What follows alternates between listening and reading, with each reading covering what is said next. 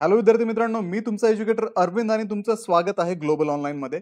विद्यार्थी मित्रांनो, महाराष्ट्र टेट 2025 साठी महत्त्वाचा असा असणारा general knowledge and current affairs म्हणजेच सामान्य ज्ञान व चालू घडामोडी या विषयातून इतिहास या विषयातील काही महत्त्वाचे एमसीक्यू आपण आजच्या व्हिडिओमध्ये पाहणार आहोत. तसेच या व्हिडिओमध्ये त्या प्रश्नांचे उत्तर आणि उत्तरांचं स्पष्टीकरण सुद्धा या व्हिडिओमध्ये आपण आज डिस्कस करणार आहोत. तर विद्यार्थी मित्रांनो, व्हिडिओ शेवटपर्यंत नक्की पहा, कारण याच्यामधून तुमची इतिहास या विषयाची परिपूर्ण तयारी होण्यासाठी मदत होणार आहे.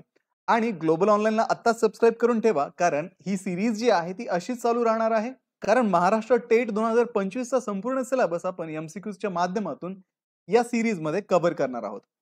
तर मित्रांनो, महाराष्ट्र टेट 2025 साठी जी टेस्ट सिरीज आहे ती ग्लोबल ऑनलाईन मध्ये आम्ही सुरू केलेली आहे. या टेस्ट सिरीज मध्ये तुम्हाला मॉक टेस्ट दिल्या जातात. या मॉक टेस्ट ज्या असणार आहेत त्या सेक्शन वाईज आणि फुल सिलेबस मॉक टेस्ट असतील. या मॉक टेस्ट मध्ये तुम्हाला प्रश्नांची जी उत्तरं आहेत ती त्यांच्या स्पष्टीकरणासह दिली जातील. आणि या ज्या मॉक टेस्ट आहेत ॲज पर एक्झामच्या पॅटर्न नुसार असणार आहे. त्याच्यानंतर या एक्झामला सामोरं जाताना तुमचं जे टाइम मॅनेजमेंट आहे ते टाइम मॅनेजमेंट इथे परफेक्ट करण्यासाठी या मॉक टेस्ट खूप महत्त्वाच्या ठरणार आहे. या टेस्ट सिरीजला जॉईन करण्यासाठी स्क्रीनवरती दिलेल्या नंबरवरती व्हॉट्सअप करा किंवा प्ले स्टोअरवरती जाऊन तिथेही ग्लोबल ऑनलाईन ॲपमध्ये तुम्ही ही टेस्ट सिरीज जॉईन करू शकता. तर मित्रांनो, सुरू करूया आजच्या प्रश्नांना. तिसरे बौद्ध संमेलन कोणाच्या कालखंडात आयोजित करण्यात आले होते? During whose reign the third Buddhist council was organised.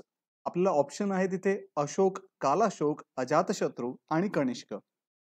तर मित्रांनो, सम्राट अशोकाच्या काळात इसवी सन पूर्व 250च्या सुमारास पाटलीपुत्र येथे तिसरे बौद्ध संमेलन भरवण्यात आले होते. या संमेलनात बौद्ध धर्माच्या पवित्र ग्रंथांचे पुनरावलोकन करण्यात आले आणि थेरवाद परंपरेला बळकटी देण्यात आली. त्यामुळे ऑप्शन अ सम्राट अशोक याचं योग्य उत्तर आहे. अशोकाच्या धम्मनीतीचे सविस्तर वर्णन खालीलपैकी कोणत्या शिलालेखात आहे? Which Ashokan inscription elaborates the policy of Dhamma. तर प्रमुख शिलालेख 11 मध्ये सम्राट अशोकाच्या धम्मनीतीचे वर्णन आहे. या धम्म धोरणात वृद्धांचा सन्मान करणे, प्राणी हिंसेपासून दूर राहणे, सर्व धर्मांबद्दल सहिष्णुता बाळगणे यावर भर देण्यात आला आहे. हे अशोकाच्या सामाजिक सांस्कृतिक धोरणांचे प्रमुख उदाहरण आहे. त्यामुळे या प्रश्नाचं योग्य उत्तर आहे ऑप्शन ब प्रमुख शिलालेख 11. ऋग्वेदाच्या कोणत्या मंडलात गायत्री मंत्र आहे? In which mandala of Rigveda Gayatri मंत्र इज मेन्शन्ड. इथे इथे ऑप्शन्स आहेत तिसरा, चौथा, पाचवा आणि सहावा. तर विद्यार्थी मित्रांनो, गायत्री मंत्र हा ऋग्वेदाच्या तिसऱ्या मंडलातील 62व्या सुक्तात आहे. या मंत्रात सूर्यदेवतेचे स्तुतीपर आव्हान आहे. तिसऱ्या मंडलात मुख्यतः अग्नी आणि इंद्र देवतांचे स्तवन केलेले आहे आणि हे मंडल ऋषी विश्वामित्राशी संबंधित मानले जाते. त्यामुळे या प्रश्नाचं योग्य उत्तर आहे ऑप्शन अ तिसरा.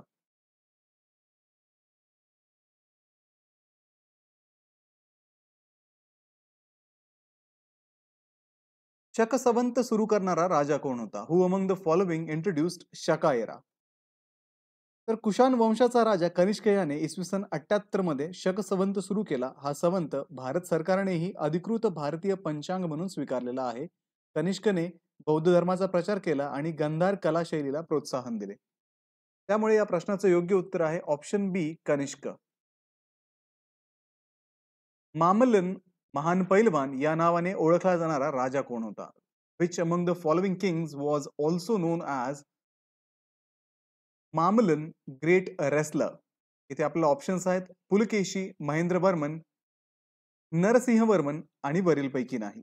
तर पल्लव वंशाचा राजा नरसिंहवर्मन पहिला इसवी सन 630 ते 668 हा मामलन या उपाधीने प्रसिद्ध होता, ज्याचा अर्थ महान पैलवान असा होतो. त्याच्या नावावरूनच मामल्लपुरम, आजचे महाबलीपुरम हे शहर ओळखले जाते. त्याने चालुक्य राजा पुलकेशी दुसरा याला मणिमंगलच्या लढाईत पराभूत केले होते. त्यामुळे या प्रश्नाचं योग्य उत्तर आहे ऑप्शन क नरसिंहवर्मन पहिला. सिंधू खोरे संस्कृतीतील लोकांना कोणते धातू माहिती होते? Which metal were known to people of Indus Valley civilisation. तर मित्रांनो, सिंधू संस्कृती ही इसवी सन पूर्व 2600 ते 1900 ही कांस्य युगातील संस्कृती होती. त्या काळी तांबे, कांस्य, चांदी आणि सोन्याचा वापर केलेला दिसतो. मात्र लोखंडाचा वापर त्या काळात अजून सुरू झालेला नव्हता. लोखंडाचा वापर नंतरच्या वैदिक काळामध्ये होऊ लागला. त्यामुळे या प्रश्नाचं योग्य उत्तर आहे ऑप्शन अ, तांबे, कांस्य, चांदी, सोने, परंतु लोखंड नाही. इसवी सन पूर्व 2600 ते 1900च्या सुमारास परिपक्व अवस्थेत असलेली सभ्यता जी प्रामुख्याने भारतीय उपखंडाच्या पश्चिम भागात केंद्रित होती ती कोणती? A civilization mature period was 2600 to 1900 BCE, which was centered mostly in the western part of Indian subcontinent. इथे ऑप्शन आहेत वैदिक संस्कृती, महाजनपद, कुशाण साम्राज्य, सिंधू संस्कृती. तर विद्यार्थी मित्रांनो, सिंधू खोरे संस्कृती जी हडप्पा संस्कृती म्हणूनही ओळखली जाते, ही एक विकसित शहरी संस्कृती होती. ही संस्कृती मुख्यतः सध्याच्या पाकिस्तान व उत्तर पश्चिम भारतामध्ये पसरलेली होती. हडप्पा, मोहिंजोदडो, लोथल आणि धोलविरा ही तिची महत्वाची शहरे होती. ही संस्कृती उच्चस्तरीय नगर रचना आणि जलनिस्सारण व्यवस्था, वीट बांधकाम आणि न उड न उलगडलेली लिपी यासाठी प्रसिद्ध आहे. त्यामुळे या प्रश्नाचं योग्य उत्तर आहे ऑप्शन ड, सिंधू संस्कृती. खालीलपैकी कालिदासाच्या कोणत्या ग्रंथात सती प्रथेचा उल्लेख आहे? In which of the following text of Kalidasa sati system has been mentioned. इथे ऑप्शन्स आहेत रघुवंश, कुमार संभव, ऋतुसंहार, मेघदूत. तर मित्रांनो, कालिदासाच्या कुमार संभव या महाकाव्यात सती प्रथेचा उल्लेख आहे. या काव्यात पार्वतीने शिवासाठी केलेल्या तपश्चर्येचे वर्णन आहे आणि सतीची कथा ही यामध्ये समाविष्ट आहे. त्यामुळे या प्रश्नाचं योग्य उत्तर आहे कुमार संभव, ऑप्शन ब. गुप्त काळात हलिबकर म्हणजे काय होते? व्हॉट वॉज हलिबकर इन द गुप्ता एरा? इथे ऑप्शन्स आहेत एक प्रकारचं कर, एक प्रकारचं नाटक, एक प्रकारचे वाद्य, एक प्रकारची जमात. तर मित्रांनो, गुप्ता काळात हलिवकर हा एक शेतीवरील लावला जाणारा कर होता. हळ म्हणजे नांगर आणि वकर म्हणजे कर, म्हणजेच ज्यांच्याकडे नांगर असेल त्यांच्याकडून हा कर वसूल केला जात असे. त्यामुळे या प्रश्नाचं योग्य उत्तर आहे ऑप्शन अ, एक प्रकारचा कर. चोल वंशाचा संस्थापक म्हणून कोणाला ओळखले जाते? Who is credited as a founder of the Chola dynasty? Options आहेत राजेंद्र चोल पहिला, राजा राजा चोल पहिला, विजयालय चोल आणि आदित्य पहिला. तर विजयालय चोल यांनी इसवी सन 850 मध्ये तंजावर प्रांतावरती नियंत्रण मिळवले आणि चोल वंशाची स्थापना केली. त्यानंतर चोल साम्राज्य दक्षिण भारतात प्रभावी झाले. त्यामुळे या प्रश्नाचं योग्य उत्तर आहे ऑप्शन क, विजयालय चोल. चोलांच्या प्रशासनाची अधिकृत भाषा कोणती होती? What was the official language of the Chola administration? Options आहेत तमिळ, तेलुगू, मल्याळम आणि कन्नड. तर मित्रांनो, चोल साम्राज्याच्या प्रशासकीय व शासकीय व्यवहार तमिळ भाषेतच केले जात होते. तमिळ ही त्यांची शिलालेखामध्ये वापरली जाणारी भाषा होती. त्यामुळे या प्रश्नाचं योग्य उत्तर आहे ऑप्शन अ, तमिळ. पुढचा प्रश्न आहे प्राचीन हिंदू ग्रंथानुसार अथर्ववेदाचा मुख्य विषय काय आहे? What is the primary concern of the Atharvaveda according to ancient Hindu text? Options आहेत विश्वनिर्मिती, मानव समाजाचं कल्याण व दैनंदिन जीवन, पुनर्जन्म व मृत्यूनंतरचे जीवन, देव आणि त्यांची कृत्ये. तर मित्रांनो, अथर्ववेद हा मनुष्याच्या दैनंदिन जीवनाशी संबंधित आहे. त्यात आरोग्य, समृद्धी, शांती, जादूटोणा यासारख्या गोष्टींचा समावेश आहे. त्यामुळे ऑप्शन ब, मानव समाजाचं कल्याण व दैनंदिन जीवन हे याचं योग्य उत्तर आहे. मेगस्थनीज कोणत्या साम्राज्याचा राजदूत होता? Megasthenes was an ambassador of which of the following empires? Options आहेत ग्रीक, इजिप्त, रोमन आणि ऑटोमन. तर मित्रांनो, ग्रीक प्रवासी मेगस्थनीज हा सेक्युलस निकेटरचा राजदूत होता. तो चंद्रगुप्त मौर्याच्या दरबारी इसवी सन पूर्व 302 साली आला होता. त्याने पाटलीपुत्रचे वर्णन सर्वात समृद्ध आणि मोठे शहर असे केलेले आहे. त्याच्यामुळे ऑप्शन अ, ग्रीक या प्रश्नाचं योग्य उत्तर आहे. खालीलपैकी पहिले बौद्ध संमेलन कोठे भरवण्यात आले होते? At which of the following places the first Buddhist council took place? Options आहेत राजगृह, पाटलीपुत्र, जालंधर आणि काश्मीर. तर बुद्धांच्या निधनानंतर पहिले बौद्ध संमेलन इसवी सन पूर्व 400च्या सुमारास राजा अजातशत्रूच्या कालखंडात राजगृहाजवळील सप्तपर्णी गुहेत महाकश्यप यांच्या अध्यक्षतेखाली भरवण्यात आलेले होते. त्यामुळे या प्रश्नाचं योग्य उत्तर आहे ऑप्शन अ, राजगृह. सिंधू संस्कृतीला हडप्पा संस्कृती असे का म्हटले जाते? Why the Indus Valley civilisation is also known as the Harappa culture? तर मित्रांनो, सिंधू संस्कृतीची पहिली सापडलेली जागा म्हणजे हडप्पा, जी पश्चिम पंजाब, पाकिस्तान येथे आहे. त्यामुळे तिला हडप्पा संस्कृती असे नाव दिले गेले. 1921 मध्ये येथे पहिले उत्खनन झाले होते. त्यामुळे ऑप्शन ड, हडप्पामधून सर्वात जास्त व महत्त्वाच्या पुरातत्व वस्तू येथे सापडल्या होत्या. पुढचा प्रश्न आहे, जैन धर्माचे संपूर्ण ज्ञान याला काय म्हणतात? Which of the following refer to perfect knowledge in a Jainism? Option आहेत जिन, रत्न, कैवल्य आणि निर्वाण. तर कैवल्य किंवा कैवल्य ज्ञान म्हणजे जैन धर्मानुसार सर्वज्ञता, पूर्ण ज्ञान. जेव्हा आत्मा सर्व कर्मबंधनातून मुक्त होतो तेव्हा तो कैवल्य प्राप्त करतो. त्यामुळे ऑप्शन क, कैवल्य हे याचं योग्य उत्तर आहे. खालीलपैकी कोणते सिंधू संस्कृतीतील शहर गडकोटांशिवाय होते? Which of the following is only Indus city without a Citadel? Options आहेत हडप्पा, चहुंदडो, मोहिंजोदडो, रंगपूर. तर विद्यार्थी मित्रांनो, चहुंदडो हे सिंधू संस्कृतीतील एकमेव असे शहर होते जिथे गडकोट, सिटाडेल नव्हते. यामुळे असे मानले जाते की मोहिंजोदडो पासून नियंत्रित केले जात होते किंवा शांततेने आत्मसात झालेले होते. त्यामुळे या प्रश्नाचे योग्य उत्तर आहे ऑप्शन ब, चहुंदडो. भारतातील कोणत्या भागातील नवपाषाण संस्कृतीशी राखीचे ढीग संबंधित आहेत? Ash mounds are predominantly related to a Neolithic culture of which region in India? Options आहेत उत्तर, दक्षिण, पूर्व, पश्चिम. तर विद्यार्थी मित्रांनो, दक्षिण भारतातील डेक्कन पठाराच्या मध्य भागात नवपाषाण संस्कृतीशी संबंधित राखीचे ढीग आढळतात. हे ढीग माती किंवा गवताने झाकलेले असून त्यांचे आकार व स्वरूप वेगवेगळे आहेत. त्यामुळे दक्षिण ऑप्शन ब याचं योग्य उत्तर आहे.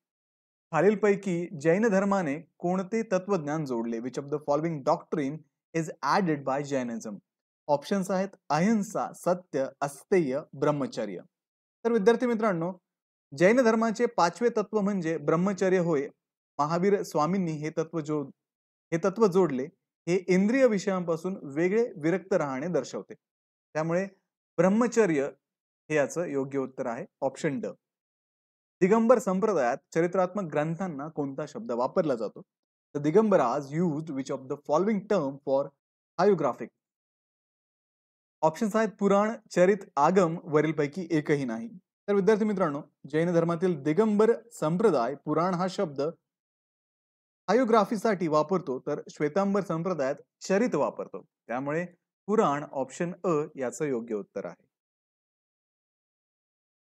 कंबोज महाजनपदाची राजधानी कोणती होती? What was the capital of Kamboja Mahajanapada? Option आहेत पोटली, इंद्रप्रस्थ, कौशांबी, पूंछ.